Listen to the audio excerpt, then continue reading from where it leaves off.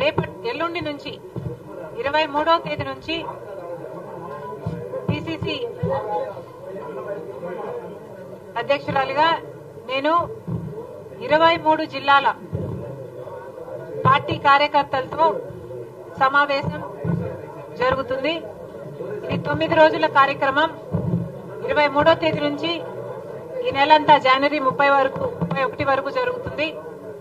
రోజుకు 3 జిల్లాలు చొప్పున ప్రతి జిల్లాకి వచ్చి ఆ జిల్లా కాడర్తో నాయకులతో మాట్లాడడం జరుగుతుంది. జాయినింగ్స్ చేసుకోవడం జరుగుతుంది. ఎలక్షన్స్ కి ప్రిపేర్ చేయడం జరుగుతుంది. అనౌన్స్మెంట్ నంబర్ 2,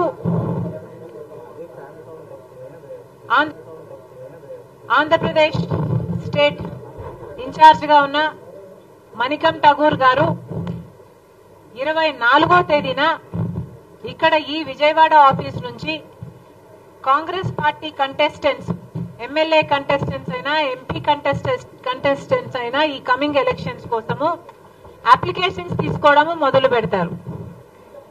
ఫస్ట్ రోజు ఆయన ఉంటారు, ఇన్ఛార్జ్ గారు ఉంటారు. ఫస్ట్ కొన్ని అప్లికేషన్లు ఆయనే తీసుకోవడం జరుగుతుంది. So Congress party is officially opening the window for receiving applications for MLA and MP contestants in the 2024 elections.